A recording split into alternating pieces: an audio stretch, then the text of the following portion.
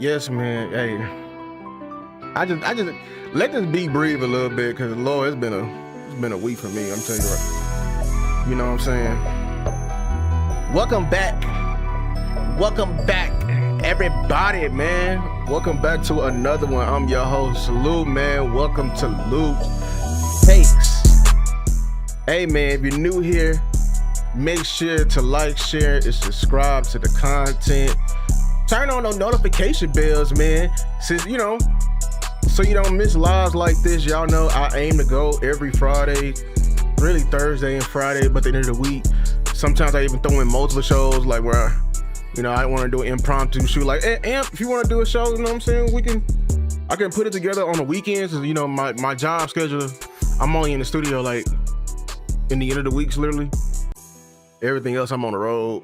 You know what I'm saying? And it's much harder, but I appreciate y'all for holding it down regardless, man. We have a lot to talk about today.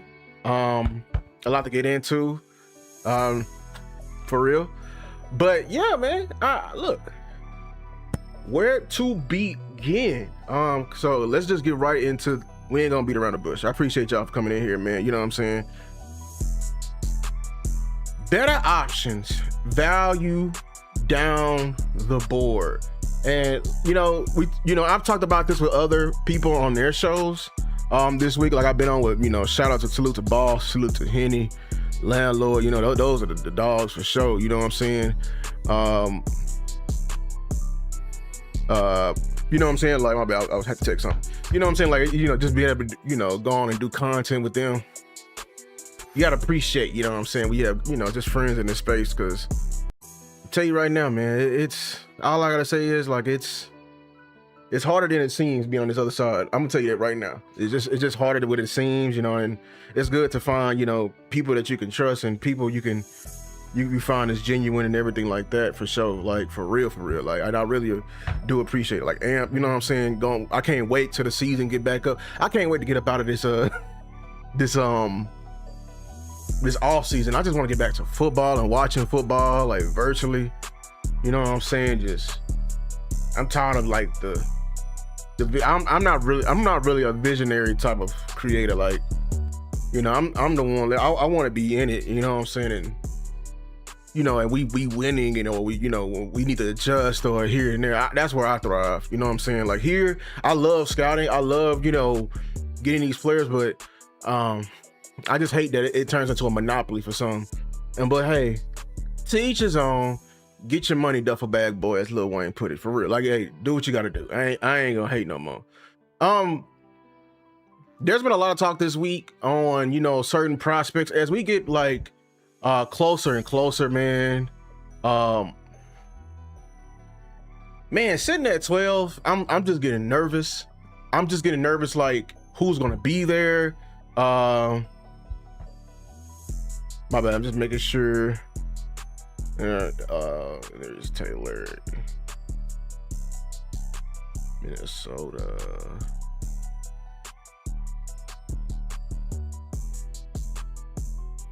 My bad, I had to text somebody. As we get closer, man, I'm just getting nervous about who's gonna be there. I'm getting nervous on like what we need to do. I honestly, like, I don't want to pick at 12. Whether that does mean moving up, I don't want to move up and target like some of these prospects have been moving around. Like if they go up there and they get, I'm down to 2 players now that they can move up for, and then the rest of them is offense. Like if you move up for Caleb Downs, of course, or Mansour Delane, because you secure like a high-end corner that's healthy for Christian Parker, I am for it. Any other name that's defender base, I'm honestly skeptical of it. Like if you do it for David Bailey, like I'm not gonna sit here and be like, I'm skeptical, even though like he does have some traits we can lean up on. He can be a designated pass rush, but I really just do hate the situation my Cowboys are in, because they didn't hear to lose concerns, man. When I was pushing hard to even burn these picks or spend more money to bring in more talent, because like, dog, if you do it right, you do it light, as my coach always said. And he always said that in conditioning.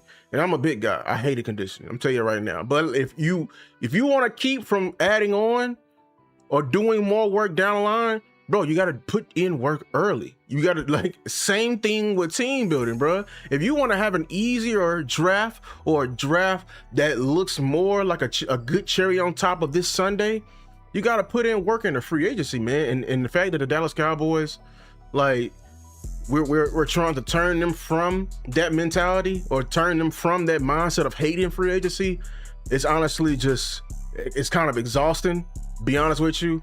And then it's also like, bro, like, you know what I'm saying? Like, shout out Stephen Mack, bro. Like, if we have a Max Crosby on this team right now, like, I'm telling you, I have so much confidence that we finna knock out this draft. Cause we got somebody who can really like take the pressure off our D coordinator and take the pressure off these young guys going up in here. But the problem is is that we always love to quote what other teams are doing in certain aspects. Like, we would love to quote and say like, hey, you know what I'm saying, we can draft 2 corners like the Eagles, but want to ignore that they had a dope ass front in front of them 2 corners. Like, if they don't have a Jalen Carter, Jordan Davis, Josh Sweat, like that, bro, Cooper DeJean and Quinyon Mitchell, who knows? I'm gonna tell you right now, their confidence is shot. You know what I'm saying? Their confidence is shot. Because I can tell you right now, the moment we got an offensive line and we can literally protect them, who was getting torched in the back end when we played the Eagles both years? I mean, both times this past year. It was Cooper DeJean and Quinyon Mitchell. They was getting torched because they didn't have a front that can get home. I'm just being for real. So ultimately, like, the Cowboys can put a big ass smile on my face and I can do a big ass backflip right here in the draft. If honestly, they do indeed like hear a good offer and just cash in on these picks and like go get an actual player. You know what I'm saying? Like, go get a Jordan Brooks. Go get, because I'm telling you, it may cost you money now, but it'll save you a lot less stress in terms of team building later on. I really do believe that 100%. So, but we're going to talk about these scenarios here. Mainly, if y'all don't know, I've been pushing since they want to draft so bad. We need the trade back. I'm going to be honest with you. We just need the trade back. Because like, the odds of us having a Caleb Downs there, the odds of us having a Mansour Delane within reach, anything can happen during the draft. But with this entire draft of it being so lacking in talent everywhere, especially in the marquee positions, honestly, it's going to scare a lot of franchises from making those usual goofy moves. It's going to scare a lot of franchises from making just making the safe move. It's going to scare a lot of franchises from not doing experimental type things this year, because everyone wants to cash in, or they want to bag out and load up on picks for the next year. This is just a draft that, like Boss's coin, it's many warts at the top. And I think people are now, seeing that. And that's why, I'm very hesitant on these players, or, certain players. And honestly, regardless of, if I get criticized or not, bro, I do my work and my analysis, and it be a lot of times, more accurate to a lot of the football people in the space, the true football people, the ones who've been in the jobs and stuff like that, man. So I don't know, maybe I do know what I'm talking about just a little bit, but we're gonna get into it. The first person I want to hit, which I did a show with Boss on, is indeed about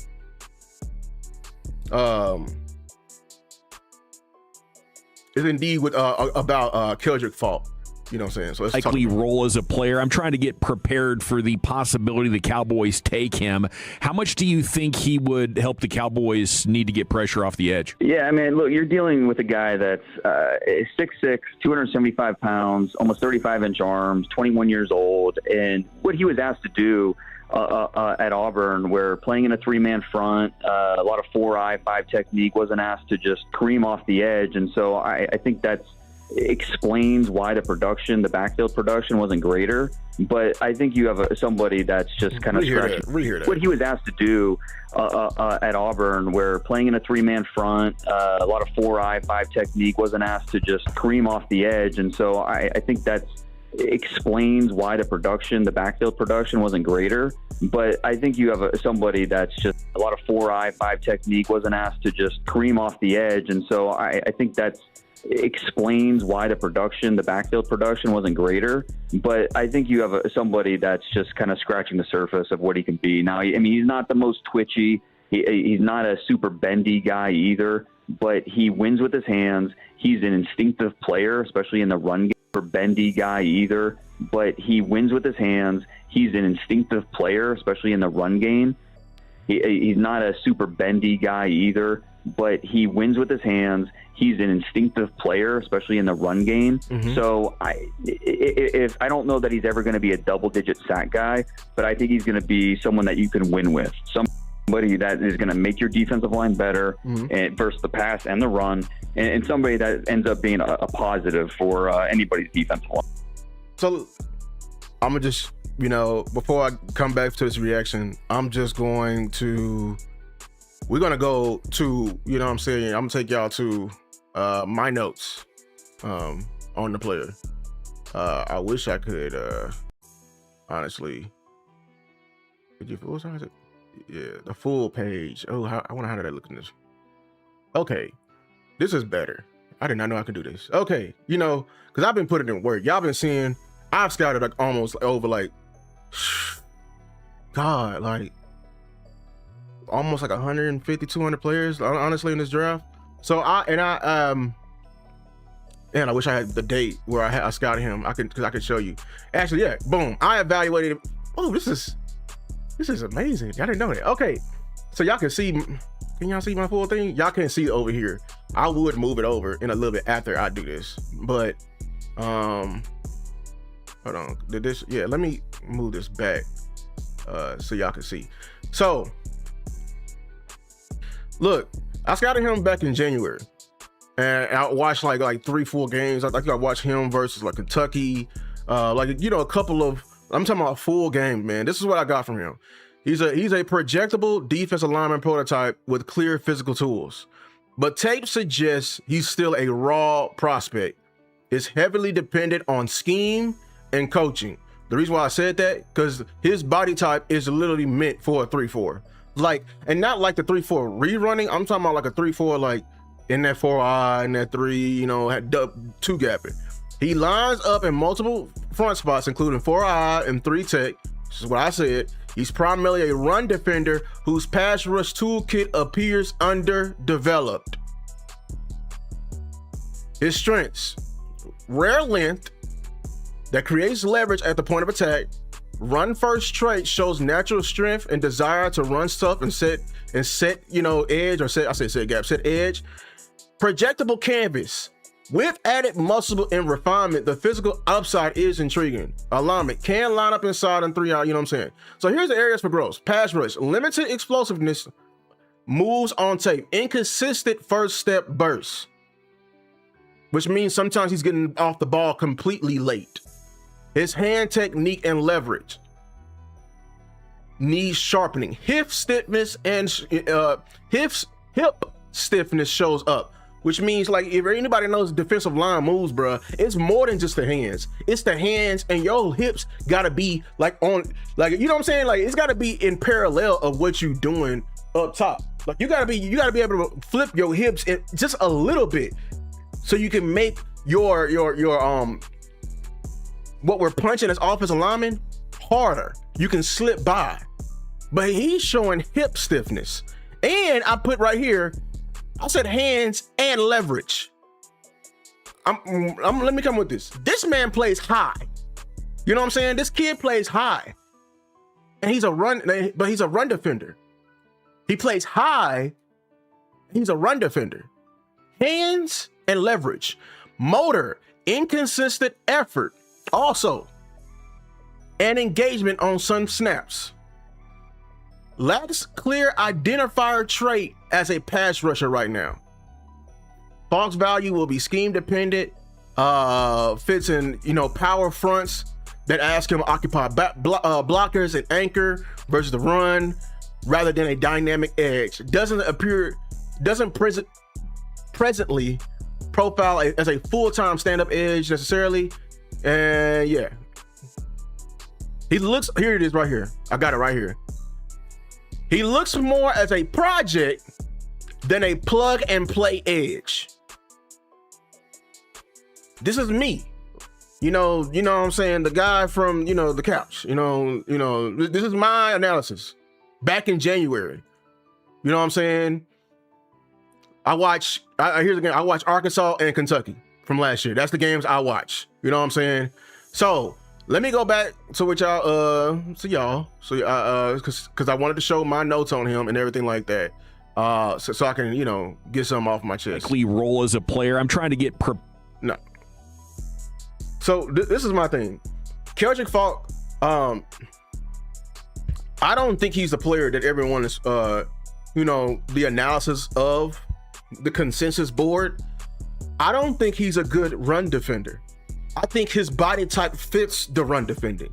I think whenever somebody mentions him and then shows the complete film of him, or probably watched the film of him, I guarantee you it was mostly highlights. Because if you're gonna be a great run defender, if you have problems with leverage, like if you're playing high but you're defending the run, how can I trust you to defend the run at the next level?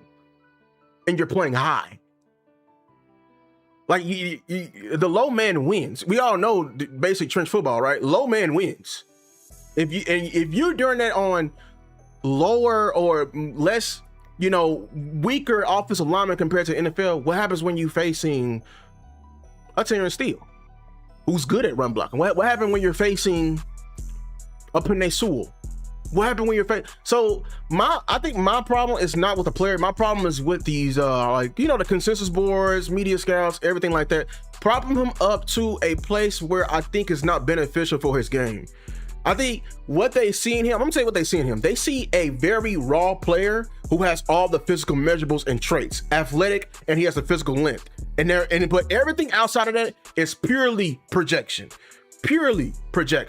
So the reason why I made this video today, honestly, is because, like, he's been mocked to us, or some people are even thinking that he should be coming to us. And honestly, I think it should be an absolute no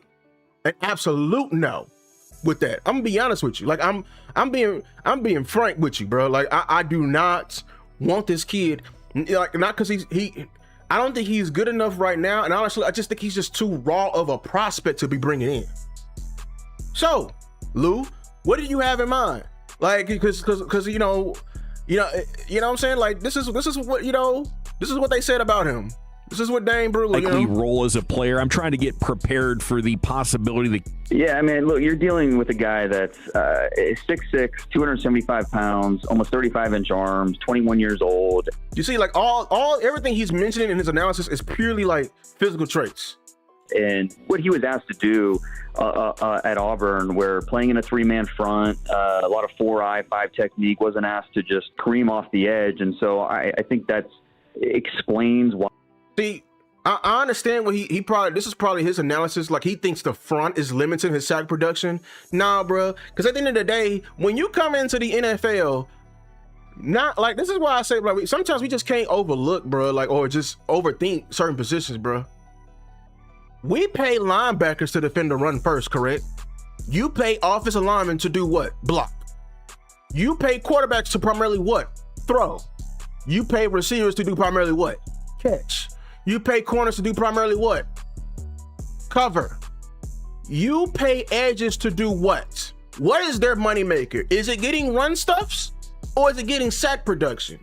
See, like, I understand you're saying with the 3-4, it could limit him because of where he is, but that does not mean he can be like his tool bag as a pass rusher. There's no excuse for you to have an issue. I can't just rule out, because I can't just ignore the fact that he has an underdeveloped tool bag and project him to say like, oh, he gonna get it with BT Jordan. No, because he absolutely not doing it right now. I'm not finna blame, you know, just because you're in the scheme that they didn't need that in the scheme, that obviously you don't have that within your football player like mechanics. This is why, like, when I remember I was doing a show with Boss, and he was saying like the reason why he loves teachers more than tactician coaches is because teachers give you the tools to be able to fit in any scheme. Rather, tacticians will only give you the tools and teach you how to run their scheme. So which one is teaching you how to be a better football player? And this is a lesson for anybody who's having, like, you got younger kids or anything like that, dog. Make sure they're not learning to just be or fill a role, because you're putting them in a box early on. We'll get to a point like right now in the draft where now you fit in a box and you only fit certain schemes. You only fit certain schemes. But I need a pass rusher. I'm not finna, you know what I'm saying? So let me get to some guys I actually do like about that, because I don't want to harp on the kid too much. So the first name I've been let me get right here. The first name I've actually been, harping on, that I actually like a lot in terms of edges, that I think is a good option later on, is Gabe Jacas from Illinois. Gabe Jacas from Illinois, man. Like, you know what I'm saying? Like, the same similar build too. He's not 6'6". He's 6'3", 6'4", but he's 270 pounds. Strong effort, setting the edge, high motor, fires off the ball. Here's that quick first step. These are all things that can y'all build a player with me now? These are all pass rushing traits. These are all traits, okay? Embraces contact, refuses to give up ground in the run game. This is from his motor. Remember that motor. While his pass rushing is still... Look, I even put he needs to still develop his pass rushing technique. There are flashes that he has a clear rush plan, which means there's a motor play there. There's enthusiasm there. He just needs somebody to refine it. And honestly, like, you know what I'm saying? Like, I even told him what he needs to work on. I'm fair in my analysis, bro, for real. Limited hand counters currently, needs to develop more refined pass rush consistency, pass rush flash, and everything like that. And look, we're gonna go even further. I'm gonna show y'all some highlights on him, Because if I was to pull the raw film on here, bro, they're gonna flag me. Y'all know, bro. So the reason why I like using somebody highlights, because these are 9 times out of 10 somebody else posted it and they didn't get flagged down. So these are the clips probably safe from getting flagged. But like, watch this kid. This kid is standing up. Look, you know what I'm saying? Look at this ferocity he's playing with. I'm talking about, look who he playing. Hold on. Who is that? That's Indiana they're facing. This is when Indiana was rising up the boards in terms of like ranking. That's who ended up winning and that's what championship. He up here boxing with these guys.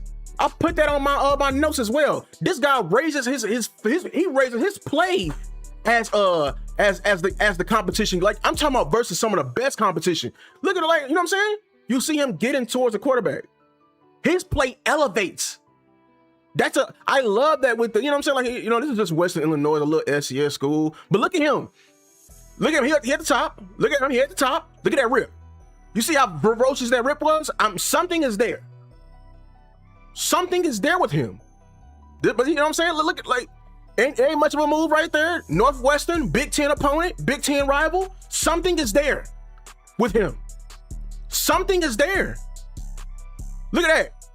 Like, come on, man. Something is there. I'm getting heated because people been on my ass about my boards and what I'm scouting. But I know what the fuck I'm talking about when I see this football shit right here. Look at this man come with the bull. And might I add? Excuse me. Let me refresh. I need to refresh this rep here because that's a current NFL prospect. That's Caleb Tienerman, offensive tackle from Northwestern, left tackle. He's currently in this draft. How did Gabe Jacas handle him? Bull, rip, spin, counters, change down, run them down, Gabe, run them down. Again, right there, beautiful rep. Run them down, counters. When he was beat, he didn't give up. He may not be fully technically refined, got bend off the edge like all these other rushers. I'm gonna show you some rushers with that. I am. You know what I'm saying? Don't worry. Look at that in a run game. Look at this. He getting moved a little bit right here. Look, he inside. See, look. Everybody want to talk about run defense. Look at, he's right here at the bottom of the screen. Look at him. They moving him a little bit. Don't give up. Keep fighting and make the play. That's our boy Jonah Coleman right there. Jonah Coleman could have had some more yards right there. Keep fighting. No, this is one of my pet cats. This is a guy, I'm telling you, he's a type of football player. I can guarantee you he's gonna have a productive year because he's the type of guy who gonna refuse to fail. They didn't block him right there. Look at these hits. I don't know why I didn't know he was 270 at first. Look at this hit on it. Look at this quarterback, man. Look at this man right here, man. Look at him. Oh my God, I need the rings, man. Hold on, man. Look at the rings, bro. Hold on, let me go back. Look at he on the edge right here. Look at him, like he on the edge right here. Look at the end. Stands up that tight end and makes a tackle. He's playmaking, man.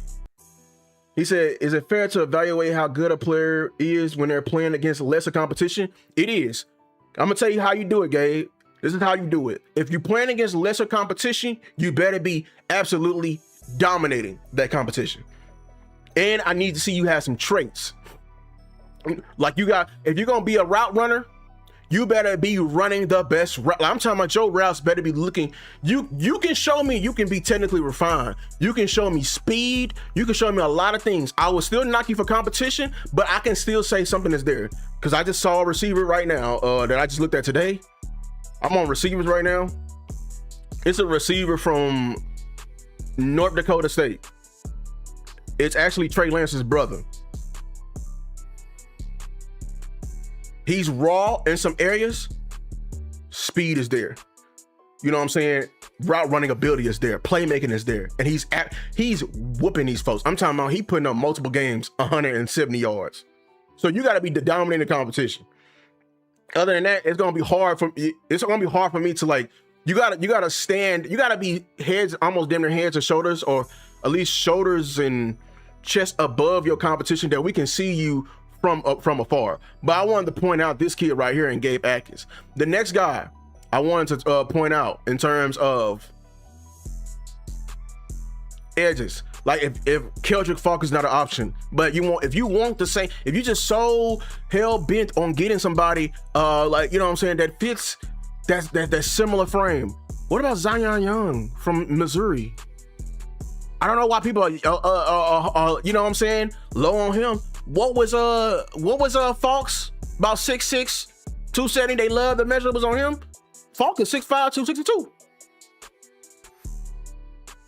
Profiles as a run-first edge whose run and strength power shows up consistently at the point of attack, which means, probably, when me saying that, I saw him joke back more tackles.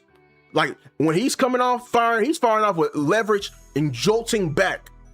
You know what I'm saying? Using his game is built around physicality and edge setting rather than pass rushing finesse. He doesn't have pass rushing. On the film, he fires off the line though. A good pass rusher, at the fundamental, bro, you gotta have great first step. And it's comfortable taking on blockers in the run game. His profile fits early down defensive end.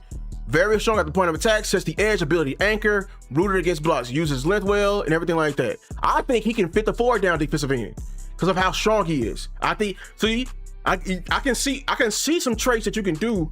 You know what I'm saying? You may be able to shoot a gap, which, because I see you got get off. That means you can fit the 4-3. You can fit the 4 down. You ain't just a 3-4 defender and everything like that. So that makes you scheme proof, which makes you, in my eyes, as an evaluator, you're even more valuable. Because now I don't have to plug and play you. I don't have to hope you can fit this scheme. Now you're just a football player. His pass rush arsenal, I put in there. He relies heavily on speed to power. Speed to power bull. Minimum hand techniques, knees counters, once his, knees counters, rush installs. Like I'm fair on it. Block shedding inconsistency. Let me see right here. At times, linemen allowed him to get into his chest, which is normal for at his age. He's going to learn. That's the difference between NFL D linemen and college D linemen. Like college D linemen, bro, they allow you to block in your chest. NFL, they constantly moving the hips, moving the hands, making it hard for a landmark for the offensive lineman. For real. All right. Yeah. Got some of him right here too. Right here. Listen, I absolutely, like, you watch him, look at him setting this edge, taking on. This is versus Bama. This is him versus Bama. No, that's the same Bama. I know some people, ain't the same Bama. Taking on multiple guys. The edge is set. The edge is set. Here it is. The edge is set. Keep going. This Missouri defense was like, look at him right here. They doing a power action. They pulling a big old biggin, stands him up. Look at him. He playing with leverage, stand him up. I can see him right now on that sled. He's the type of guy that probably fires off that sled. You know what I'm saying? Fires off that sled with leverage. Stands him up. That's something Faulk did not do consistently for me. He did not play with consistent leverage for me. I knocked him for that. That's what makes me, in my opinion, Zion Young being a better run defender, even a Keldric Faulk. He's just raw. Look at this man. This is Caden. Next rep. Y'all know Caden Proctor, the current left tackle in the draft? Y'all, bro, I don't like him as a tackle, but the one trait Caden Proctor has is he's a mauler. He was by Booker. A mauler. Look at this. Stand him up. Look at it. One hand. Stands. That's big. Caden Proctor like 380, bro. 380. What are we doing for y'all? Look at it. No, man. That's because of him. Now the running back, look, he can't run outside, bro. He got to run an inside, and he's throwing off and making a play. I hope they got some pass rush in here. Look at it. Look. Little bit of counter there. Ain't nothing much there. He's just using his strength. He's using what he can. I'm seeing some translatable skills. There's something there. He gonna have to work on it, a little stunt right there, stunt action. But he's high effort. Inside, look at that. Versus the guard. Good spin move. Look, counter right there. Keep fighting. The motor. You feel me? Just, good motor and everything like that. Look, you're solid, you know what I'm saying? Good job with him right there. You feel me? Solid. You feel me? Look at them taking on again. They trying to look, bro. Oh my God. They trying to run it outside. Look at him over there. He at the top of the screen. Hopefully they highlight him for y'all. Yeah, he right at the top of the screen. Look at that, bro.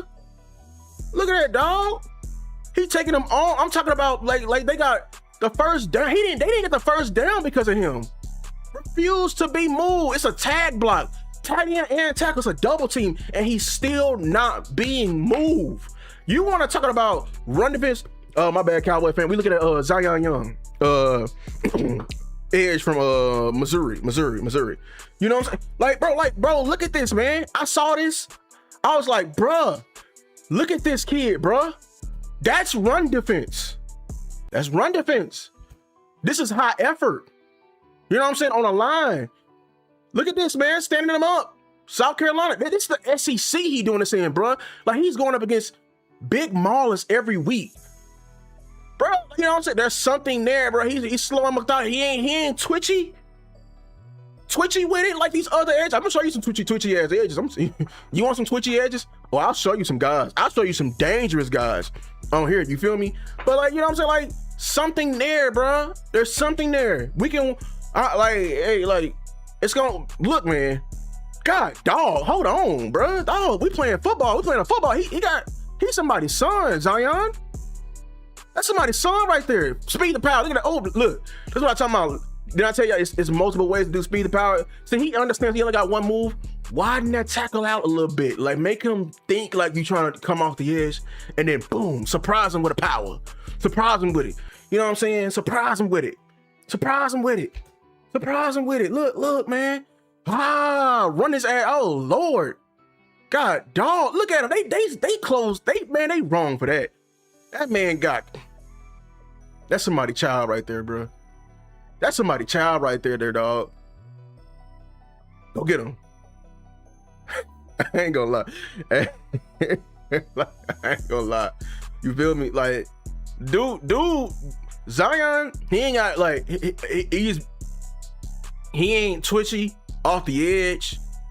But dog, if you just so hell bent on getting a guy that's just can, like, you know, straight guy and strong, I'm tell you right now, I trust him more than I trust Keldric Faulk. And that's the whole point of this show and everything like that. And it's just, and you know what I'm saying? And like, that's, and the thing is, everybody got him low on the boards. You can trade back, get an extra pick, extra 2 picks, and still get him. This is no knock against Keldric Faulk. I'm telling you, bro, this is no knock against you, dog. I understand you are a raw player. I think a lot of people don't. They understand. They're trying to. They literally just see you as a project and everything like that, and you gonna get your money. But the thing is, my dream. Y'all know my dream. My dream is I want every player to be able to go to a situation. You know what I'm saying? And basically like you know what I'm saying, like, and they flourish some way somehow. They might, you know, they might not. Everybody can't be a superstar. You know what I'm saying? I know that everybody can't be a superstar, but everybody can go to a place and actually show some value to a team, have a solid and long career. Faulk, I promise you, Faulk can be in this league for 12 years, but he's got to go to the right situation for one that's gonna have the time to hone in on his deficiencies, and then likely role as a player. I'm trying to get prepared for keep doing that. Have the time to, you know what I'm saying, to hone in on his stuff, and then also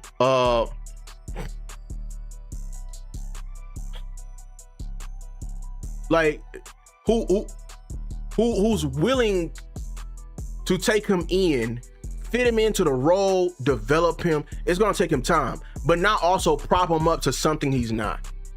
You feel me? I think Faulk is a very good rotation guy. The problem is somebody is going to draft this kid.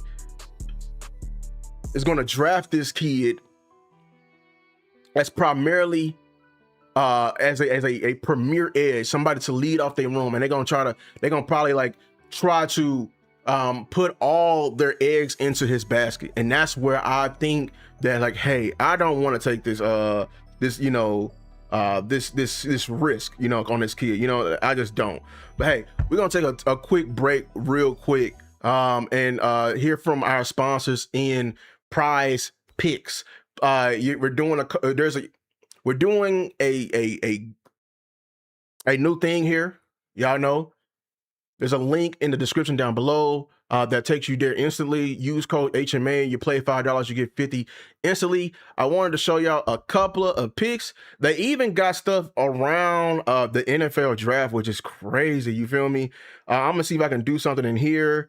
So I think you get right here. They're gonna bid on who is going to be the first overall pick in the NFL draft. Honestly, see, right here, they're saying, I can't bet yes for Fernando Mendoza, which is crazy. Matter of fact, I'm not going to do the first pick. I'm going to do the second pick. I think that's even more. Can I do the second pick? Or what team will make the first overall pick in the 2026 NFL draft? Okay, here you go. Let me do the second pick. Because right now, see, look, how the Jets are moving. They canceled the visit with David Bailey. If y'all didn't hear it in the news, you feel me? Canceled the visit, so they didn't even want to meet with him. Very sketchy on that. They did indeed meet with Arvell Reese. They added Tavondre Sweat this offseason. Aaron Glenn, he's a coach that's he gotta show he's a stock on a rise. So I think this is a good challenge for us to make with the number 2 overall pick. Now, I think they're a wild card because I could think they can easily either go Arvell Reese or they can go a quarterback. They could shock the world and go a quarterback, but they brought in Geno Smith. They actually might feel, I think if I was them, I would keep Geno Smith, do a bridge year, show that you can be a slightly worse version than the Seahawks, where you're a solid team with a bridge quarterback. So Aaron Glenn can keep his job, because if you don't know, they have a lot of picks. They have our pick next year in that draft, and I think that draft is more loaded. So I'm going to pick, I think the New York Jets is going to select Arvell Reese. You know what I'm saying? You feel me? So yeah. All right. Entry fee. Skip for now. You know what I'm saying? I'm going to make that pick right there. You feel me? So yeah, I'm going to make that pick. But listen, y'all can do a lot more different. I think the play-ins tonight probably be easy to do that. I think because the Warriors play Phoenix tonight. Hey man, y'all need to get on the NBA. I'll tell you right now. The NBA is cooking right now, because I didn't think the Clippers was going to lose to the Warriors, but shoot, Steph Curry went off right there. But yeah, man, PrizePicks, shout out to PrizePicks for sponsoring this content right here. Appreciate y'all for everything like that. Link in the description down below, like I said. We roll as a player. Right, I need to stop this. All right. So let's talk about the next player, or the next situation I wanted to talk about with the same, we're in the same, ballpark. This may get a little hot, may brought us a little conversation. I kind of hinted it today within that, but we talked about it before, but look, it's from Brian Broaddus, and I feel like he did a good job, or not a good job just standing on his word, but I'm appreciate Boss for breaking it down, the other aspect, but I'm gonna stay on the analytical side, and we're gonna talk about Styles, man, I know, Brian, you've got him. My bad. We're gonna talk about a player in Sonny Styles. That's gonna be the next player we're gonna talk about in this. Because if y'all don't know, make sure to share, subscribe to the content. We're gonna talk about just better options and everything like that. So yeah, let's talk about. I know, Brian, you've got him. Not as a round 1 player. I mean, he's a leader of the Buckeye program. His biggest games. Let's get this clear. Don't hate the player. Oh no, I don't. I mean, it's not like I've got him buried. I feel like there's things that you're gonna have to work with this guy on. You're gonna have to work with this guy on. I feel like there's things that you're gonna have to work with this guy on. You know, like I say, some of the you saw some improvement with second level block or dealing with second level blocks and stuff. But let's not get this twisted. You know, this is a player that I see somewhere between 14, 15, 16, somewhere right around there. Improvement with second level block or dealing with second level blocks and stuff. But let's not get this twisted. You know, this is a player that I see somewhere between 14, 15, 16, somewhere right around there. You know, I don't have him in my top 13. That's big to have that, because I mean, he is. You look at other consensus top 10 When does boards, Dallas pick? At 12 right now. I don't give a damn where you think I have him. I don't give a damn where McShay or anybody else thinks I have him. Yeah, I did the work. Yeah, I'm just making sure y'all can hear this right. Y'all can hear this right. I'm just making sure y'all can hear it. No, I did the work. Nobody's saying that you didn't. It's No, just, I'm just saying though, you're making it. Making sure because I'm having some producer anxiety. Because sometimes, like I'm over here, like I'll get my reactions ready, but like if y'all not Seem with like me, I it don't like matter. the player, and No, I not do. at all. I am not interested. If you have him in the top 5, that's great. I think the fact that you have him at 16, Pick. at 12 right now. I don't give a damn. I don't have him in my top 13. All right, so okay, audio good, appreciate it. All right, so I don't want to focus on, you know, I think, you know, everybody knows about like Brian standing on his word and everything. I appreciate everything like that. What I want to focus on is the analysis, because that's the whole point of this show. We're going to talk about just better options, and there's been a lot of, you know, different people who want to move up, or indeed like, hey, let's, you know, hey, I think Sonny Styles can improve this team. I'm actually the opposite within that, and I'm going to explain where's linebacker. All right, here we go. All right, let's go. Sonny Styles, linebacker from OSU. When did I evaluate him? I evaluated him in February 11th, 2026. So I'm gonna read you to my analysis. This is from February. You heard Brian. I said Sonny Styles profiles as a true weak side linebacker whose game is built around athleticism and coverage ability and space play. When operating in space, particularly in coverage assignment, he looks completely at home. Elite traits: natural feel or hook the curls, passes off routes correctly, rarely allows meaningful separation, comfortable matching in space. This is all like coverage stuff. Instincts, reads routes. Like, I think he's good at processing route concepts, understanding like, hey, they're trying to hit me here on the flood concept, they're trying to hit me here on the smash concept. You know what I'm saying? Fluid mover, long shot and speed, built for the modern hybrid defender. I don't know why I didn't bold this, because I said he's a will linebacker, but this is honestly what he is. He's a hybrid defender. Slippery run defender, can slip through traffic, effective when clean. Let me italicize that. When he's clean. Now let me bold in this. Bold and bold. Hold on. Bold so y'all can see. He's effective in the run game when he's clean and unblocked. Areas for concern. First of all, his frame, very slender for 243 pounds. Not his weight, his body size, his body build. He's built more like a basketball player, like a wing defender. Questionable anchor versus climbing guards. Like I said, inside run defense does not jolt or shock blockers consistently, my bad. Messing up my L's. Tends to absorb rather than deliver contact. Remember what they got him listed as. Tends to absorb rather than deliver contact. May struggle against downhill gap offenses. True role identity. Not a Mike, not a thumper, a space player. Styles must be deployed as a space defender. At his highest value is in nickel packages, match zone, and passing situations.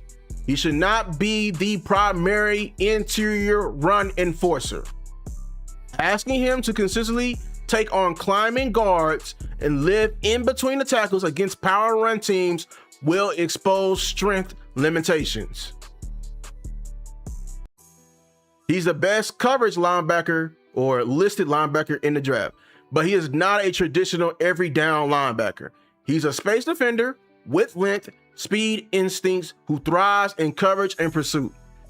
His success at the next level will depend entirely, dog. Oh my God, Luke, bold than that, on usage.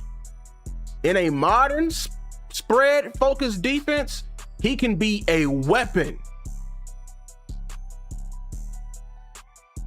In a physicality downhill AFC, I even put the conference, AFC North style run environment, he could struggle against power.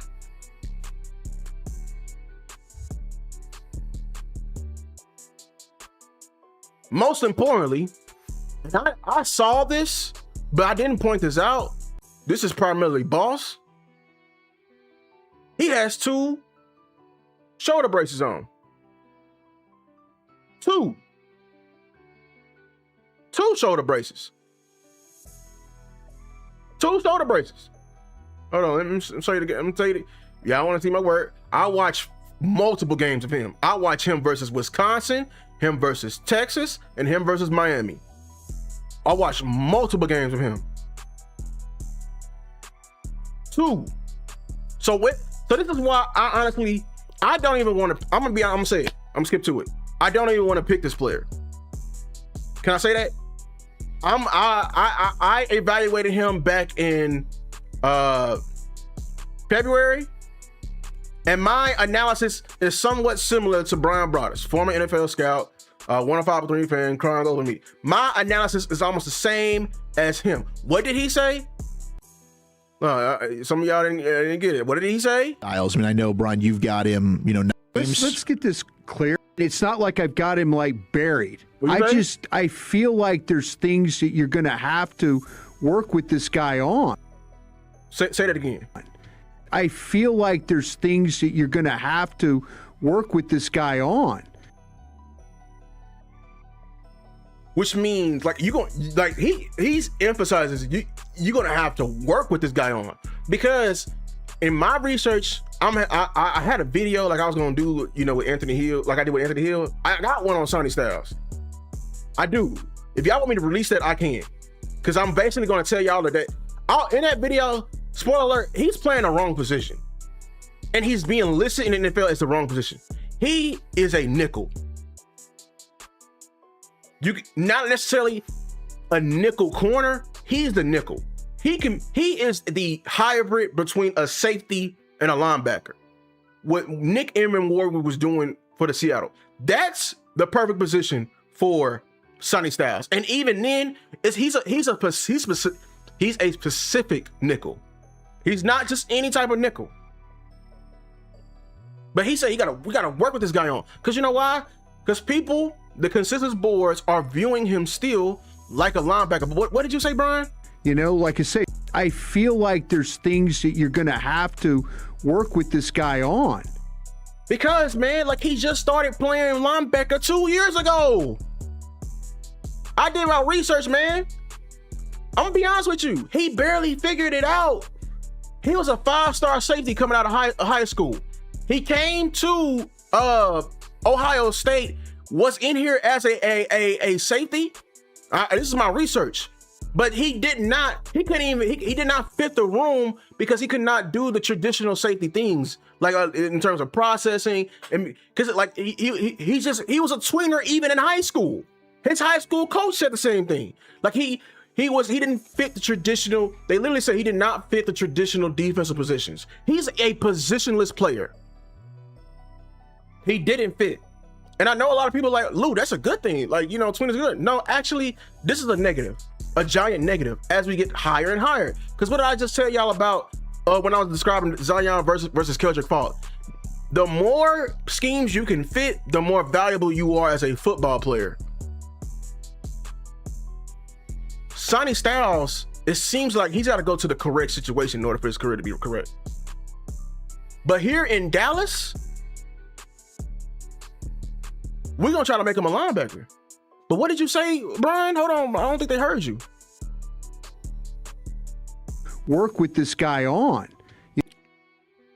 You see, you're going to buried. I feel like there's things that you're going to have to work with this guy on.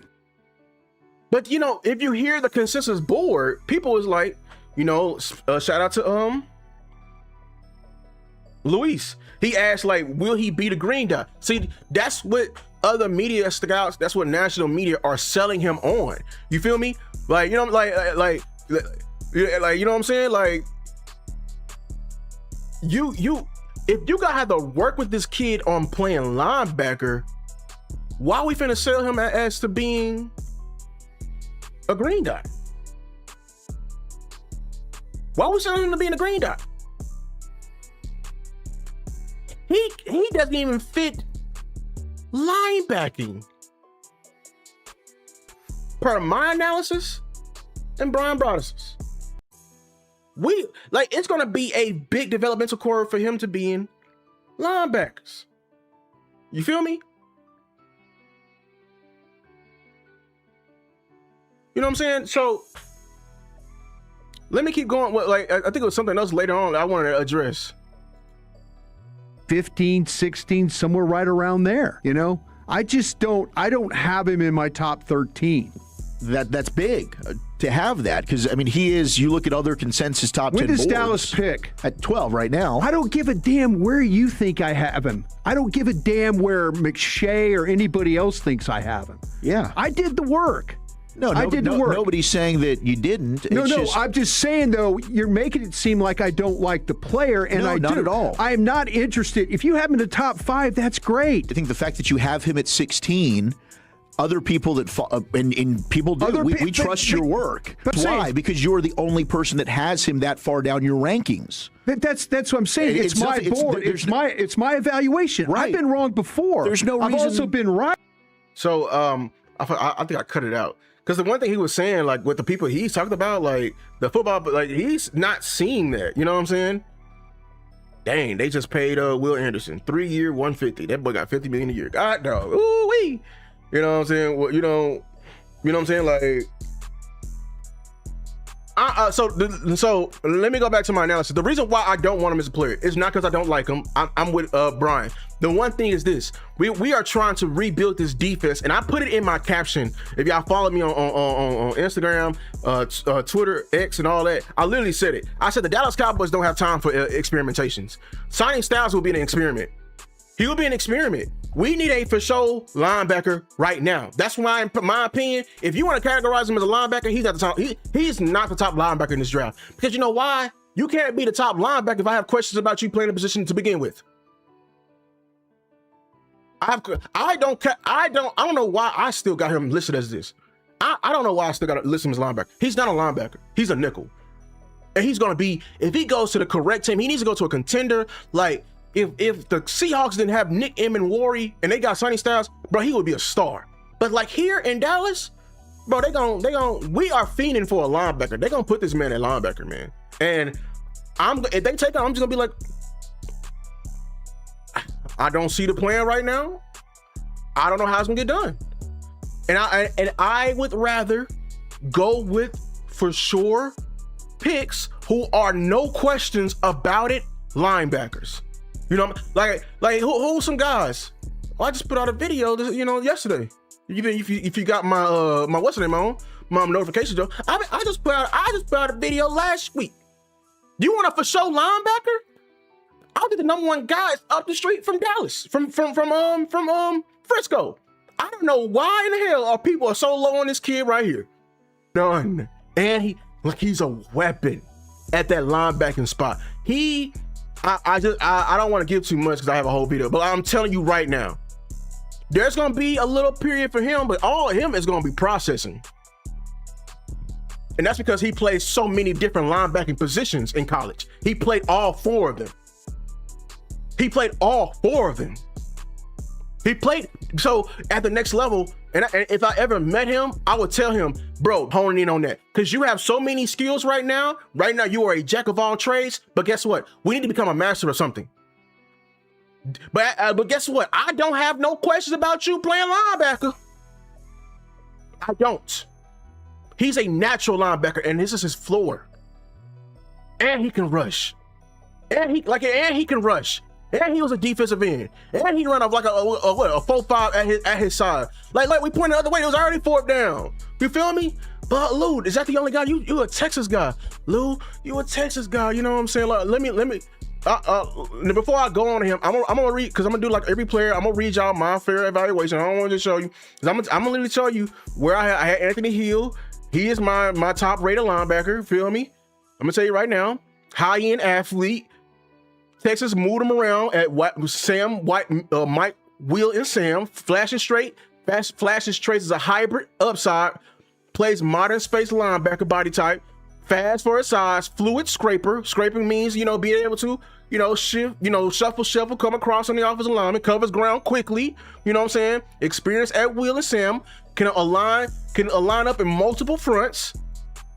Has buck hybrid traits, which we're trying to do, which means that double linebacking system that Shotty and CP is talking about. I know I'm hitting my head because they spent 3 fucking days at University of Texas. They are really very much so keen on this kid, bro. Knives through the gap, wins through reverse, quick trigger, clean, competitive, natural strength for his base. You know what I'm saying? Could be a high-end Mike with strength. Could transition the edge role in certain schemes. So that means you can even have him blitzing off the edge. The areas for concern, he has a will mentality too. Prefers to run around blocks. Doesn't always square up versus anchor guards. Play strength inconsistency. Strong base must add upper body power. I mean, you know what I'm saying? Discipline run fit. Occasionally chooses speed over structure. Role definition. And I already said that he needs to be able to go in and pick his role immediately. Like it can't be no questions about it. Anthony Hill is one of the most intriguing linebackers in his class because of his athleticism and frame. He plays with a will mentality mindset, using speed and knifing through, but his body type suggests that he could become even more if he commits to developing strength and leaning into the anchor. His trajectory will be heavy influenced by coaching and scheme. With the right development, he can become a versatile high-end defensive weapon. What I'm saying there is that his ceiling will be determined by the coordinator, not his floor. His ceiling is going to be determined by the floor. I was saying Sonny Styles player, like his ability to be a functional guy. A functional linebacker will be determined, or a functional defensive player, because I don't view him as a linebacker, I view him as a nickel. It's going to be determined by the whatever coordinator. He said, you see, I just seen Sir DJ. That boy got $50 million, three-year, $150 million. Rookie at Green Dot, maybe not for him because he still got to develop. But hell, you can spread it around for the next 6 weeks anyway. Shit, we already going this rookie linebacking route. But hey, hold on. Before I even show him, if you want a guy who everybody is completely wrong about, it may not be wrong, but they ain't talking about enough. Who can come in and feel this shit, can get this shit done? Is Josiah Troder from Missouri. Oh, the same school as Zion Young. Yes, that defense, they was over there balling. 6'1", 230. Think he may be heavier than this. I ain't gonna lie, because he looks heavier. He's a modern thumping linebacker with strong instincts and high effort. Dang, that seemed like he come from a culture of high effort over there in what's the name? You know what I'm saying? Over there in Missouri, just the old school diagnosis quickly downhill with physicality, mentality, and everything like that. He consistently arrives early because of his instincts, reads concepts quickly, processes blocking schemes quickly. I'm talking about, everybody be talking about, and I love Rodriguez. Everybody says he's the fastest processor. I will bet $1,000. Josiah Troder is the fastest processing linebacker in this draft. I stamp it because this man trusts his eyes going downhill fast. He triggering downhill fast. High effort guy, block navigation, coverage ability. I think he's not elite versus coverage. I think people have some concerns, but he's solid. He can do the curl. You know what I'm saying? There is for improvement is his athletic ceiling. He's a good athlete, but he ain't elite. Maybe he may struggle versus high. Let me see. high end speed in space. Matchup versus skill can't be targeted by offenses. They trying to isolate them with faster players. But hell, if they doing that, hey, Christian Parker, you didn't even having your ass in nickel anyway. Shit.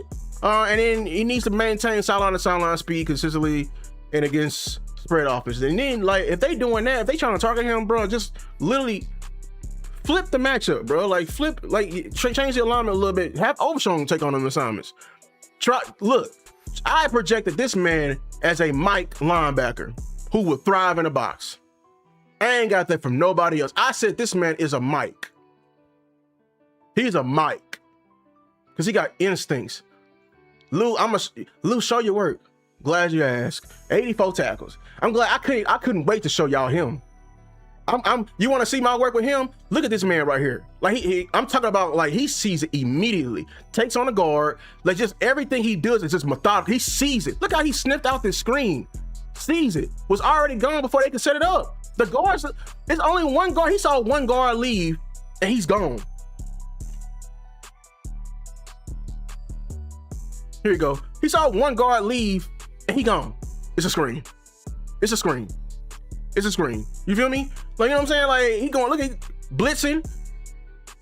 You know what I'm saying? Appreciate it. You know, it's Arkansas. Right? Like, you know what I'm saying? He can move space a little bit. Look at him. Look at these hits he's doing, man. Look at these hits he's doing. He may not be a pure coverage guy, but guess what, Luis? Like I said, we ain't gonna overthink it. I don't draft linebackers to cover. I don't want somebody who's liable in coverage, but I don't draft linebackers to cover. If you can cover a little bit, I'll take you. Because at the end of the day, that's what you're here for. Ain't that why we want the linebacker for? Ain't that what we want the linebacker for? Did we get mad at Kenneth Murray for his passing assignments? Or him picking the wrong hole in the run game? Which one? Which one we get mad at him for? You gonna get mad at him? You gonna get mad at Troder right here? Look at him. Look at him. Downhill with it. He already coming downhill. Oh, it's a run. I'm gone. Meanwhile, he's reacting quickly, bro. He's reacting quickly and everything like that. He's reacting quickly, dog. Quickly. Here's a coverage right here. A little bit of movement in there, and he's spine coming up. He can handle his own in coverage. He can cover the curl. He'll be there. He's not like a guy, like, if you want to talk about somebody like Lou, no coverage ability, I say it's CJ Allen. He's more athletic than the CJ Allen, in my opinion. Because I think he's smarter than the CJ Allen. I just trust him more than the CJ Allen. I think he just has more upsides than the CJ Allen. Like, you know what I'm saying? Look at this kid right here. Like, he's coming down here like I'm talking about just an old school thumping ass linebacker. Like, that's what he is. On the film, the film is even better because he's just a problem. Like, this is all his tackles. They're gonna put all his tackles on it, but you don't see when he's actually like just destroying the guards and stuff like that. Like, he was a problem, man. So if you want a pure Mike and somebody, honestly, he'll probably be able to take on the Mike responsibility as a rookie faster than any other linebacker in this draft. Not probably in week 1, probably about week 3 or week 4. Because he's a natural Mike. He's just a natural Mike and everything like that. And the last guy I wanted to highlight, it's probably I've been talking about him. It's if you don't want to get a David Bailey, I could probably find you somebody who's like even more dangerous. Probably gonna have an even more dangerous career. And this is one of my pet cats. Y'all already know it's Armon Thomas, dog. 6'2", 249. I think people are sleeping on him because he looked completely different post injury. And I'll show y'all, he basically got a strip sack and he took the ball 97 yards and the tackle fell on his ankle and rolled his ankle and he limped 97 yards into the end zone. That's when he got hurt. And he lost a lot of his burst from that injury. It's gonna probably be in this cut up we show you. But yeah, you're gonna see him literally limp into the end zone. But everything pre-injury, this is probably the most dangerous and complete edge in this entire draft. I'm telling y'all right now, they already said, they already have like metrics and everything like that. He has the most explosive first step. I'm talking about even faster than David Bailey. His first step is faster than him. He fires off with urgency, gains immediate width with edges. You know what I'm saying? I love edges who love to widen out the tackle because they're trying to widen that B gap. before so they can have a bigger two-way go. He plays with length and leverage, understands how to use his length and everything. He has pass rushing traits, excellent bend, swipe, you know what I'm saying, turns the corner, you know, quickly, enough width. He has some scheme versatility. I seen him play the 4-eye. You know, so I seen him like being able to run defense and stand up tackles, kicked inside and beat a 3-tech sometimes. You know what I'm saying? Sneaky athleticism, not elite, but he has sneaky athleticism, active pursuit, closes well when he's healthy. The areas of concern, it's an ankle injury, but shit, like we way past that now. That ankle probably healed by now. I'm not gonna lie, it's an ankle injury. You know what I'm saying? It was a noticeable drop off in his burst. You know what I'm saying? That's why at first I was low on him, but then I saw like, hold on, because I saw the injury happen. I'm like, hold on, wait, this is Tennessee. Did the games all I watched was after Tennessee? Yes, and I think a lot of scouts made the exact same problem.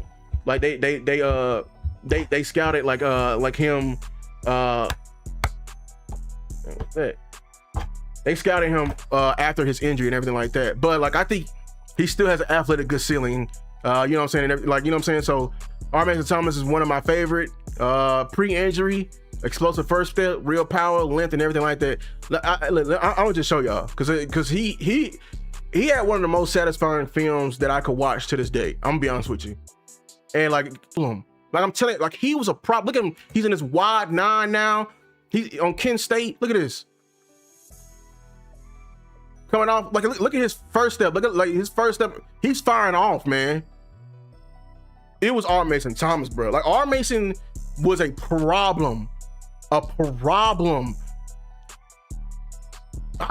He jumped on him. Like, you know what I'm saying? Like, I love how he stabbed him, did a fake. You know, I watched.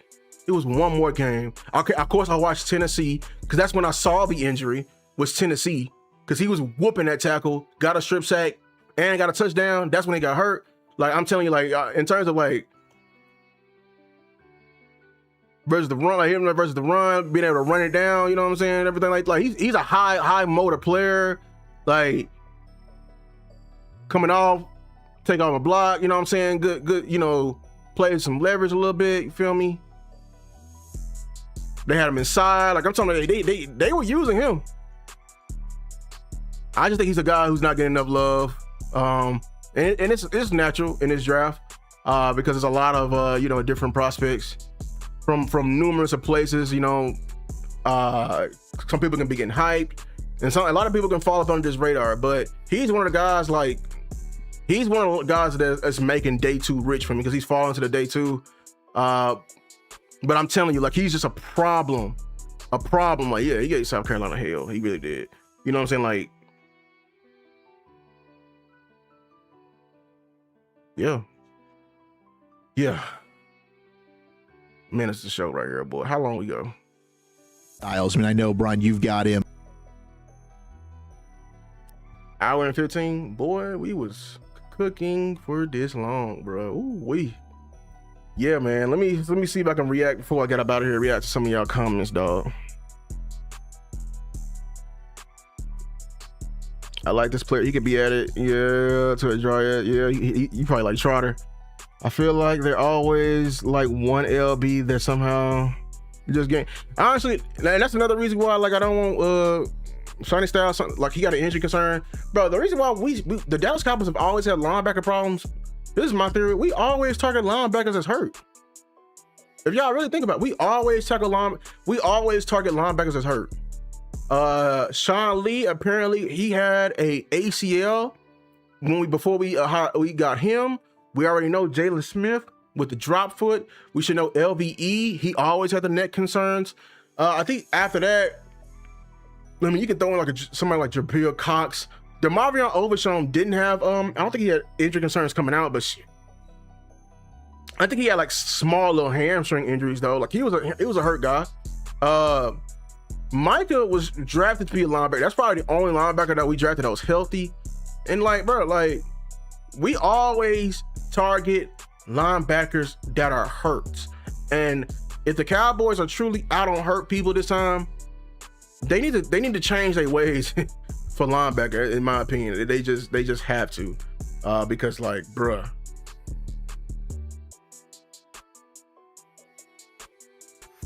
Yeah.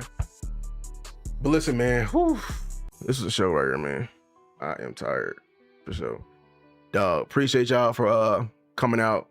Appreciate y'all. Make sure to like, share, subscribe to the content. More, you know what I'm saying? More content coming y'all way. We getting inching closer and closer to this draft.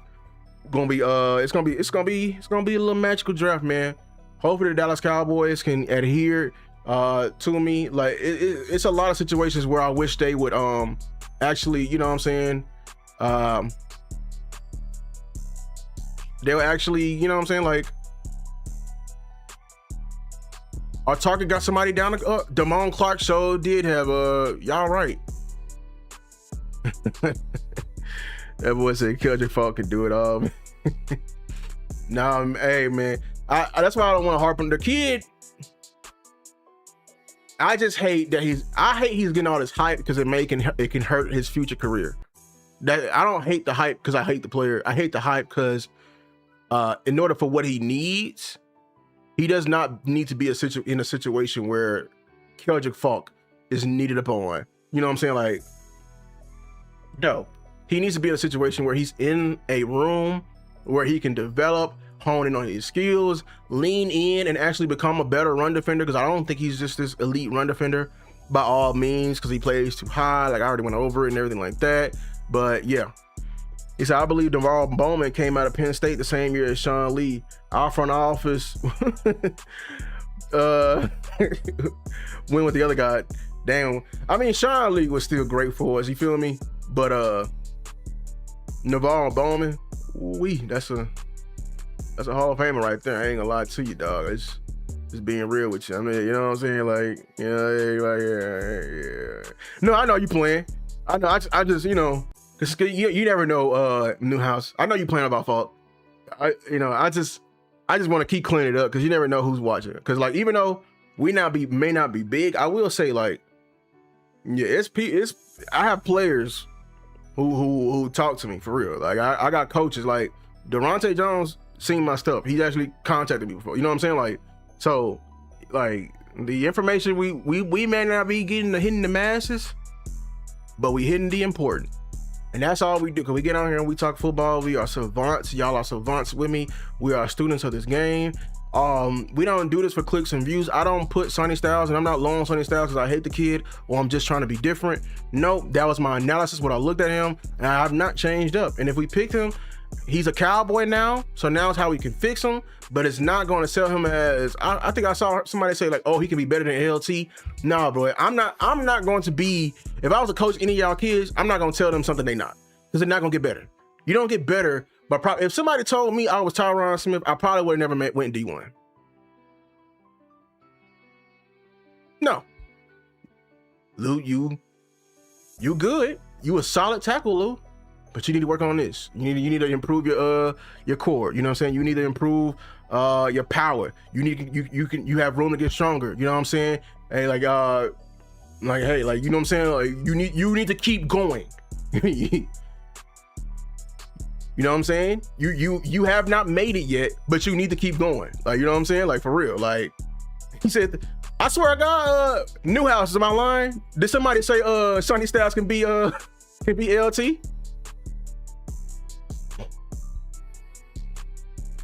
Yeah, see, Newhouse confirmed it, bro. Sir, DJ said, is there a list of teams talking to the Giants about Kayvon? I saw a report saying that that teams have called them about Kayvon Thibodeau. They have not released a list. So, and you know, when they get quiet, when the league get quiet about something, that mean that boy is he getting gone somewhere. You feel me? Like, you know what I'm saying? Like I think I'm gonna tell you right now, I can guarantee the trades. I think AJ Brown is gonna get traded next week during the draft. Kayvon, we might even see a Dexter Lawrence trade, probably for future picks. If the Giants are smart, I would trade Dexter Lawrence for 2027 picks. Be honest with you. Who else may get traded? There's gonna be it's gonna be a trade frenzy, and that's honestly gonna probably make this draft way more entertaining than what it is. Because like the prospects themselves, students of the game, like us gonna appreciate it, but the casual audience ain't. But they're gonna really appreciate them trades going down, and hopefully my Dallas Cowboys if it's trading up, hopefully we get a good player. I prefer they trade back. If they trading for a player, even better. Like, boy, like, you know what I'm saying? I want to hear 3 backflips. A backflip for Kayvon, a backflip for Jordan Brooks. You know what I'm saying? Or you know what I'm saying? Or it's a backflip for like Max or Miles. Or like, you know what I'm saying? Like, hey, they just got one of these players we talking about. You know what I'm saying? That we know that's gonna be, you know what I'm saying? Yeah. What'd he say? Marcus Askew. That dude came in hot about it. Oh no, yeah, he was mad as hell. We were talking about Faulk. Yeah, that's the same. He showed it was people in the comments that was mad, talking about, I don't know what I'm talking about Faulk, that Faulk gonna be that dude and everything like that. It's that same little dude who don't like me in the space. That subscriber that I was on the phone with. I think it was MJ. I saw him. You know what I'm saying? He just don't like me. So, and he a front office kiss ass, and I don't like. I can't stand Cowboy fans like that who just kiss ass for the front office. You know, because like it's like, bro, nah, bro. Like, I want the front office to do better. They do good things, but I'm not gonna praise them when they do something goofy. Like, no, bro, when you traded Micah, that was a mistake, and we are feeling it right now. You know, like, just no bullshit. If we do not hit on these picks, if these picks end up being some bust,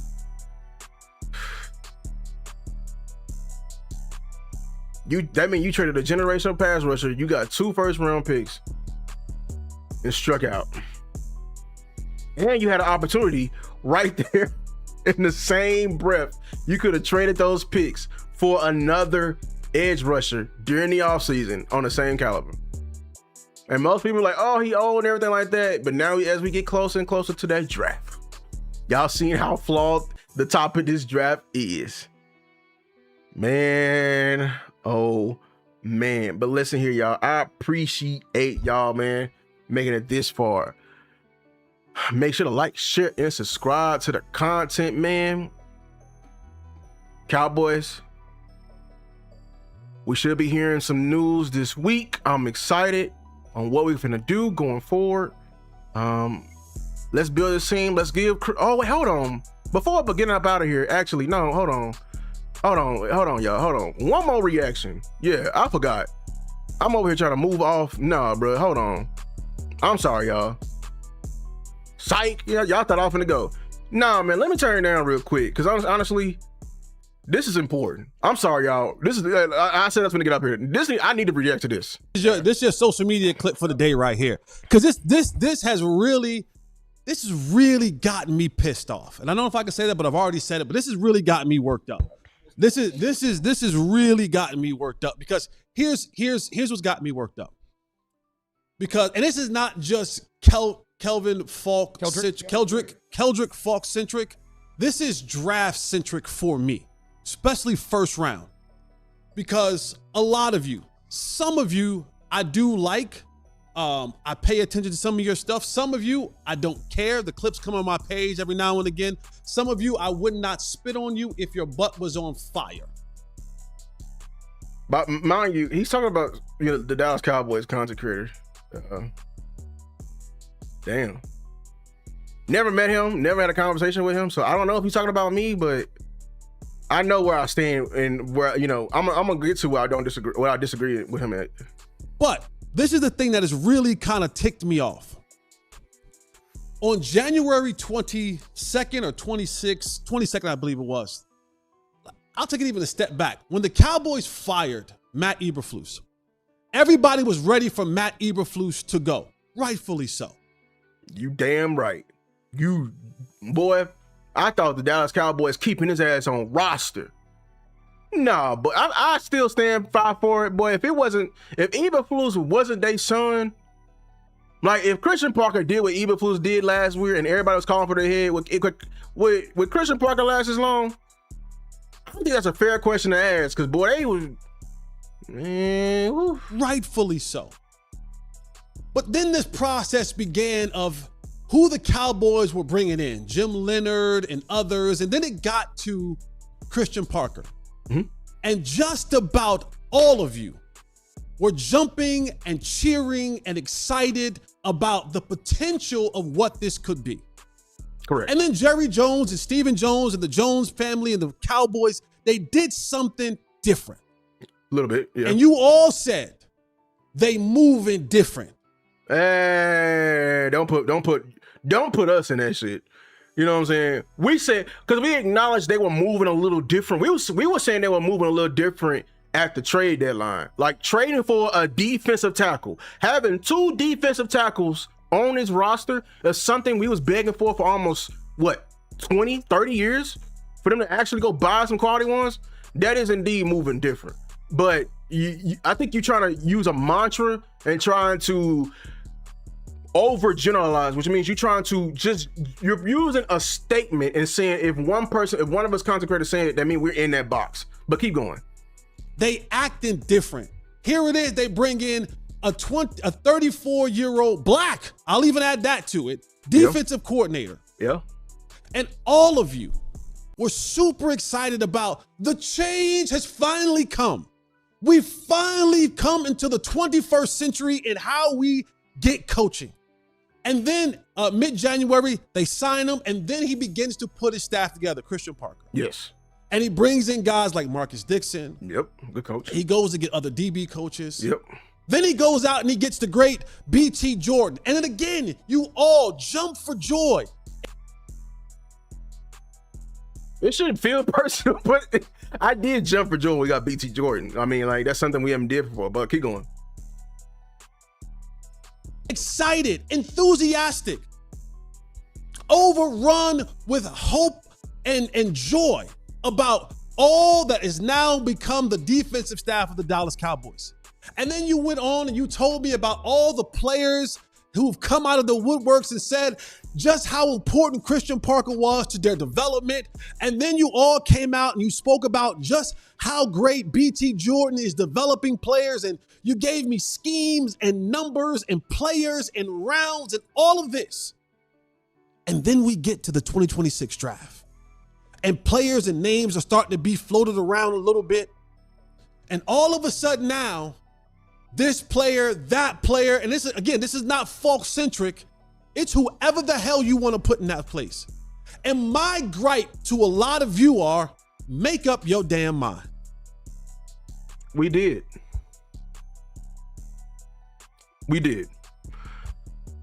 We, at least here, I listen to my coach and my head coach and what they say.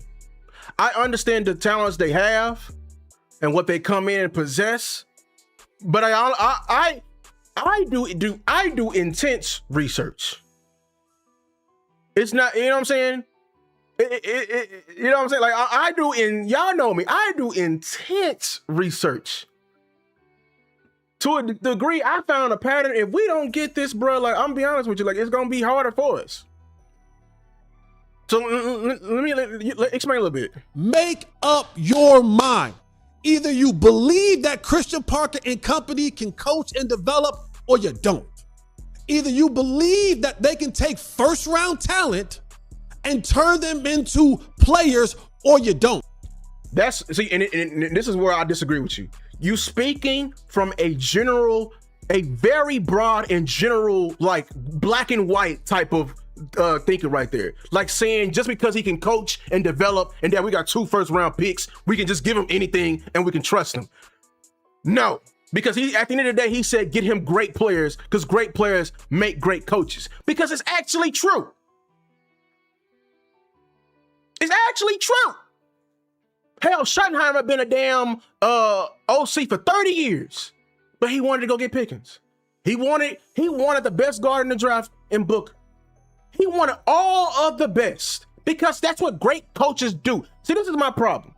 And this is why this mindset is what got us here of that defense. It's all tied in with that defense all in the first round, defense at all costs bullshit. This is my problem with Cowboy Nation. This is why I disagree so wholeheartedly. Just because we got a great coach and he can coach his ass off, he can develop talent, don't mean the talent he was developing was not already good to begin with. Quinyon Mitchell was not just any raggedy old first rounder. So is Cooper DeJean. So is Patrick Surtain. Those are some premium cut guys right here. So because you said Keldric Faulk and everything like that. Why we don't want Keldric Faulk? Because he's a raw player, dog. He's a raw player, and just because he's a guy who's at the top consensus board and with first rounder, we saying develop. No, dog. If the coach, because the coach, bro, I'm not going to forget who Christian Parker targeted as soon as he got the job. It was Max Crosby. He wanted the best. His mentor is the same exact way. We love to crown all these big Fangio in every system he got. Coach him up. So we just tell him to coach him up. When he over here, he was the one who traded for Khalil Mack. Really? Why did he need Khalil Mack if he's such a great coach? Why did he need a Bradley Chubb if he's such a great coach? He could be a great coach. But sometimes, like, bro, like, we ain't finna act like, bro, we ain't got Super Bowl aspirations, bro. This is where I believe we wrong. We overgeneralizing. We have made up our mind, bro. Get this guy the talent he needs. Because we bullshitting him right now. I'm going to be honest with you, Jesse. We bullshitting him right now. We're going to ask him to turn around this fucking defense that we inherited from fucking Eberflus got more fucking help than fucking Christian Parker.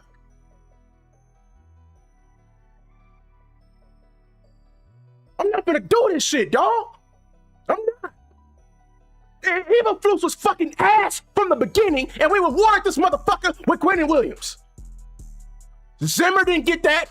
Dan Quinn, all he wanted was one more fucking linebacker.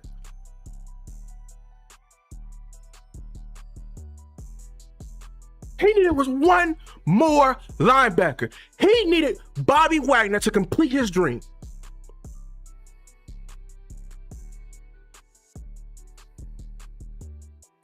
And we gonna sit here post season when we're sitting at home and be like, well, he didn't coach up Marquise Bell enough to take on 320-pound guards.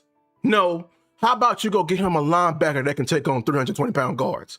How about when the chef tells you he wants some fucking Perry Gold butter, you get your happy ass up and you take your motherfucking ass to Walmart?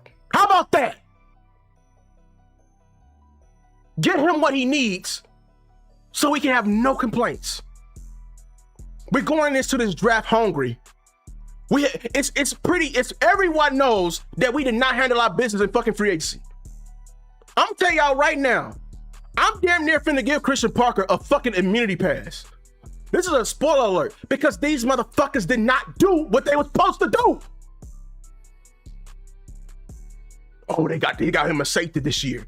Oh, they brought in Jalen Thompson. What else? My bad? It's team building one motherfucking player? Oh, we tried for N'Kobe Dean, but we offered him something. He went to this other. Throw in some more in the fucking bag. It's day one of free agency, and yo ass, you didn't have the right mentality. Oh, we made an offer for Crosby, but you know what I'm saying? They came in with two, you know what I'm saying? You made 3 offers. You were trying to get him.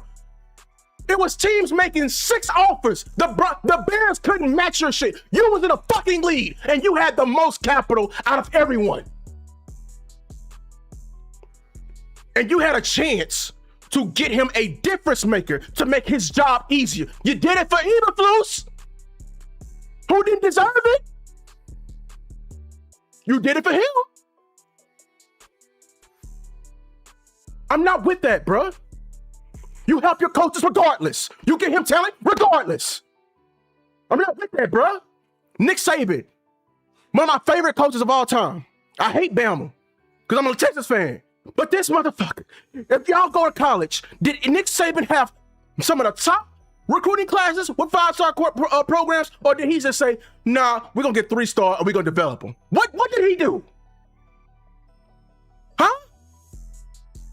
You a North Carolina fan. I know you, Jesse Holly. You trying to turn around your program. What's going to give you hope? Some 3-star recruits to develop or some 5 stars? Huh? What is this shit? Jimmy Johnson wanted great players. Bill Parcells wanted great players. Every coach wants great players. It's not one or the other. It's both. Both. Bill Belichick wants great players. You think he want to do it the hard way without fucking Tom Brady? How'd that work for him? They want great players.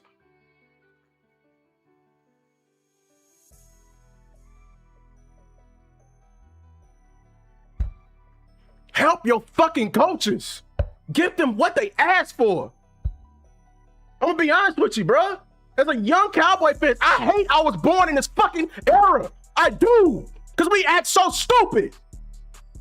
So motherfucking, I wish I was in the 90s. Swear to God. Because Jimmy didn't fucking play that shit. The moment Jerry started acting up with fucking Emmett with his money, we fucking rioted. What the fuck is you talking about, Jerry? Pay the best running back in the league and shut the fuck up.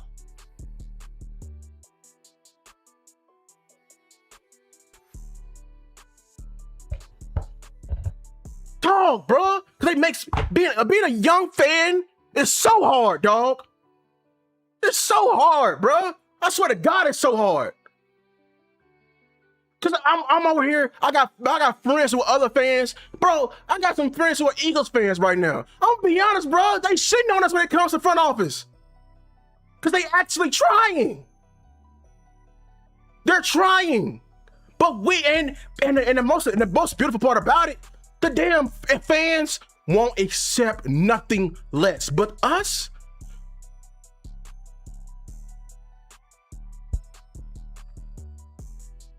We condone getting rid of Parsons. He wasn't generational, but we trying to look for his ass right now. Zeke who? But we trying to replace his ass right now. We got this small ass window. Cowboy fans are not moving with enough urgency. Content creators are not moving with urgency. Writers are not moving with urgency. Dog, when Dak go, it's gonna get real dry. When Dak go, it's gonna get real dry. Y'all know it. Y'all fucking around and y'all living and everybody, we in Wonderland. But when Dak goes, what are we gonna do? The window is over. What are we gonna do? How long has it been since Big Ben with the fucking Steelers? Since y'all think it's so easy to go find another quarterback.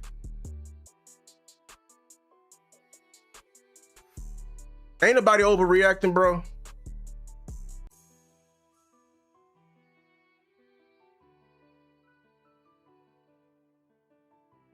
I think they gave Christian Parker a lot of weapons. I like the weapons they picked up.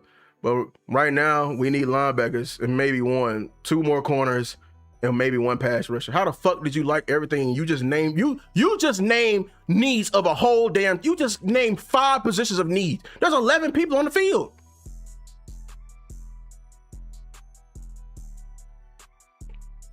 Hey man, can you secret to each his own. I ain't gonna argue with you, bro. If you feel like, I'm not saying it's over, it ain't over. It ain't over until Dak is actually gone, when the window is completely finished. I'm literally saying that. My worry is that we're not moving with nearly enough urgency. You can feel something different, you can condone it, but see, the thing is, what I'm gonna start doing when people be like, well, you know, that's not how the Cowboys do. Well, guess what? That's not what a contender do. I'm not going to hold us to expectations of what we've done in the past. And when in terms of team building, I'm going to hold us on what the other guys are doing from now on with this shit. So you think we got enough weapons? I don't think we did. I think we did all right. We didn't. You had a big ass need at pass rush last year. You got an even bigger hole this year. I said it. Cause you lost Jadeveon Clowney. You got an even bigger hole this year. And as a Raku hurt. The hole is a crater this year. It's a motherfucking crater. Keeping it a bean. They did not say the same thing about Aikman, but okay. There are teams out there that still haven't won a Super Bowl. Dog, I don't care about other teams not winning the Super Bowl. I want to win a Super Bowl. I want to win a Super Bowl. Those other teams also don't have Dak Prescott with CeeDee Lamb, with George Pickens, an offensive line, and a front. We have something. We're close to that. Half the teams can't even get to where we're at currently. But we're not trying to, like I said, this is what, and I encourage you to change your mentality. I don't have a Cleveland Browns type of mentality. I don't have a Miami Dolphins type of mentality. I'm not going to hold us to what we've done. No, we need to be moving like every year is not promised. Did you have the Seattle Seahawks win the Super Bowl last year? I wonder if their fans went into the season like, oh, we can win a Super Bowl. Or, oh, this. I wonder what they did, bro. Football is about putting the best guys out there and lining up and seeing what happens. But guess what? We are in the first stage. You need to be doing all you can to get and put the best guys out there. And if you're telling me they have done that this far, you are motherfucking lying. They have actually not changed. Actually not. They have not.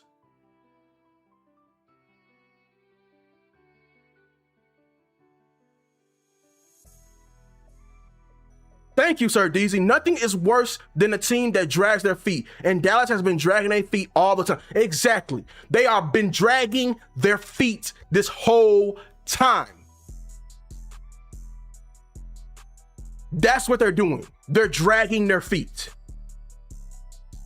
Not making a decision on George Pickens if you're going to pay him to free up more cap or if you're going to move him to free up more cap. Nope. We'll sit there with the big ass $29 million price tag and be like, well, we can't do nothing else in free agency. Oh my God, we're going to tag him. Ooh, like some idiots. Make a decision. A championship team will make a decision. I don't care what the Cowboys are normal. I don't give a fuck what they normally do. Because what they normally do is not win championships. How about that? I'm talking about the winning teams. You talking about the losing teams. Am I trying to get down to where I'm not gonna slow my talk down for you. Obviously, I'm not up here talking about the Jacksonville Jaguars. Am I trying to be like the Jacksonville Jaguars?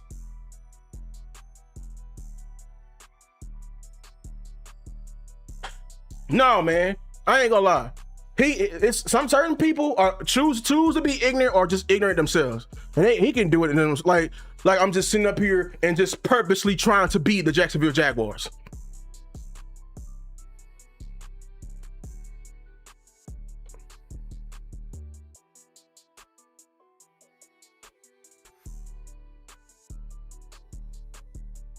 They did not say the same thing about Aikman, bro.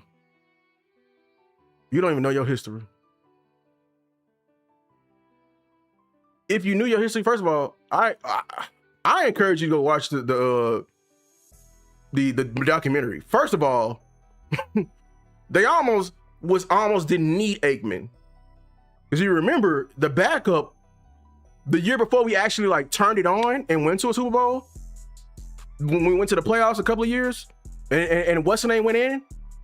No, they almost didn't need Aikman. But I'm telling you, this is not like with the Dak era. It's not. This is all we have, bro. Our window is Dak, dog. It's Dak. Whether you like it or not, from a contract perspective, age, peak, we're playing with that. This is not the time to be dragging your feet. If you care about winning. If you care about winning. If you are desperate to make a real and actual run. If.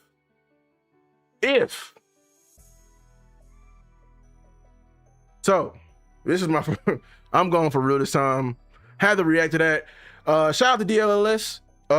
Jesse Holly, I just strongly disagree with that. And I honestly do not like that mentality that Christian Parker, like when they trying to sell us that Christian Parker is a free agency hire and that he was the best thing and he can develop all the talent we have now. Yeah, sure, development is key. But guess what? You know what else is also key for development? It's getting good players. Get good players. Thank you, Newhouse. The win now era is now. We have to win now. If we don't win now, if we don't win now, I ain't gonna guarantee you, I'm gonna guarantee you that it's gonna be difficult because the Dallas Cowboys got lucky in finding Romo and lucky in finding Dak.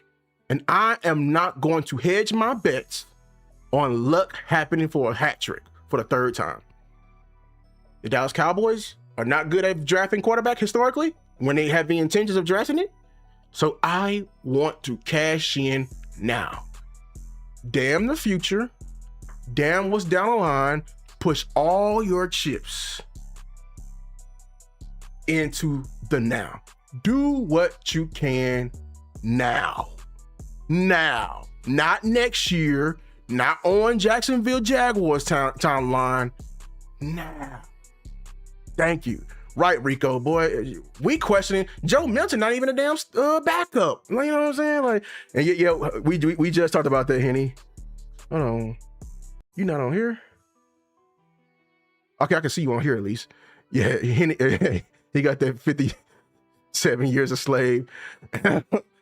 Hey, man, we out of here for real, man. I damn near lost my damn voice, man. The rewind for this gonna be dope. Until next time, man. We out.